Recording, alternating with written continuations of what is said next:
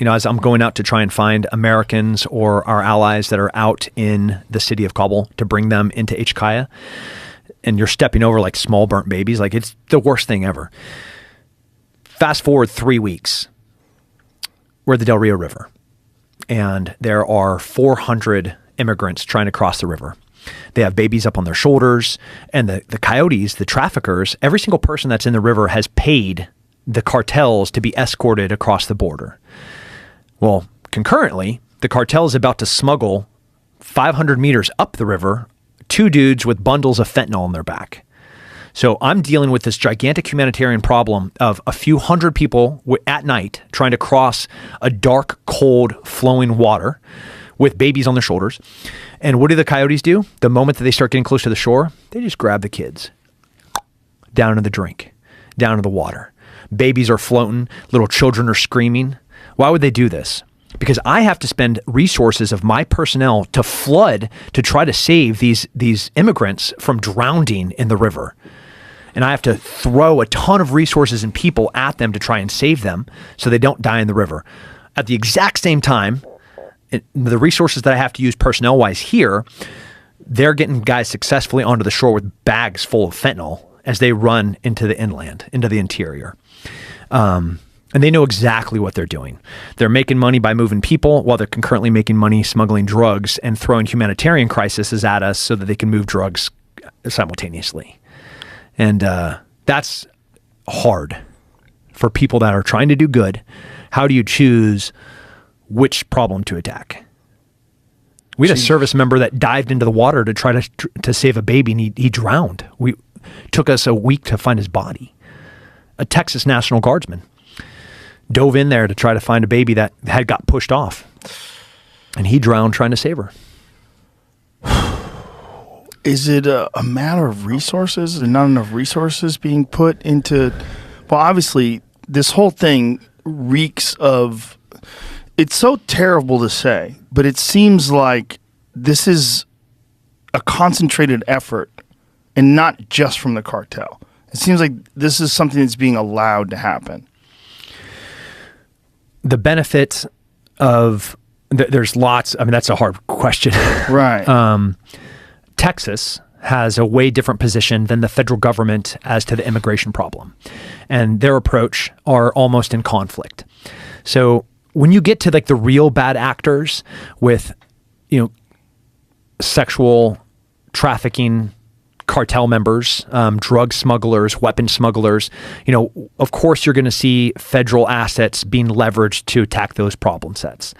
But the large humanitarian problem, the federal government is going to have a way different approach compared to the Texas government. The Texas government is like, no, this is illegal immigration. We have lawful ports of entry.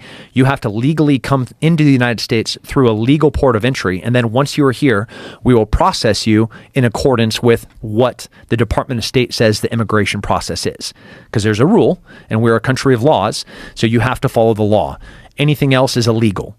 The other side of that coin is the federal approach, which is anybody that makes it across the border, you are now here and we're going to process you, which is insanity. Why do they do that? Do you think they're trying to bring in voters? Yeah. It grows the government. It's more entitled people that you have to pay, more entitlement programs that you have to pay to support. Those people are immediately shipped into the interior. I find it comical, and I know people think it's not appropriate for the Texas government. They've been shipping immigrants to some of these sanctuary cities that they have said that they're sanctuary cities until they've actually received a lot of immigrants. And they're like, oh my God, we can't handle this number of immigrants. Yeah. And it's like 1% of what comes over the border every single day here in Texas that we have to deal with all the time. The Yankees, those north, they have no idea what it's like to be a border state. And the amount, just the tens and hundreds of thousands of people that are coming across every single day, it's criminal that they're allowing it. And when did it start? When did it ramp up like this? This was never 3 years ago. 3 years ago. Oh, Jesus Christ. Yeah. I mean, Trump put some pretty powerful laws in place and empowered the federal immigration laws for us at the border to have lots of tools to, one, turn somebody away. If you're coming across and you're claiming asylum, well, you have to go back to your country of origin, or you have to go to the country that you're trying to cross from, and that is where you're going to have your asylum process be determined. You're not going to come in, and we're not going to like allow you to go to San Diego and get to hang out in San Diego until your court date, which is currently happening right now, right? You make it across. Where are you going? I'm going to San Diego. All right, show up for your immigration court date in a year and a half from now. And everybody knows this, so that people are just coming across. That's right, en just masse. flooding. It's so wild to watch those videos of just enormous, miles-long lines of people. Military age men, that it's so heartbreaking. And the men and women, Border Patrol, Department of Public Safety, the Texas National Guardsmen that are working the border, they are so incredible, selfless, hardworking, love America and also love people. They're putting their lives on the line every single day to try to protect these immigrants, but also try to protect the law and the rule of law. And that's a really hard thing to reconcile, is what is the humane thing to do, and is that in alignment with what is the just thing to do? That's hard. But they're amazing. And then once people are here and they cross over, there's not a real screening process in terms of like who's a criminal, what your history is in your country of origin.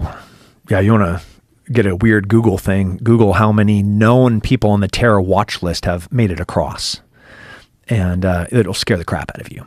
So Department of Homeland Security and the FBI, we have these gigantic lists of people that are on terror watch lists, criminal watch lists, and the number of those that we have captured at the border obviously is just going to be a drop in a bucket of those that have made it across. And, it is in light of what just happened in Israel, where, they flew paragliders over borders, over walls, and they crashed through walls, and then they were able to kill 1,400 people in one day. And then you look at the number, and that was 1,000 insurgents total. And then you look at the number of people that have been coming over the border for the past 3 years that we know are radicalized, that we know are on watch lists. It should scare the pants, like just scare you to death, the position that we're at. We're going to have a real bad year. God damn it.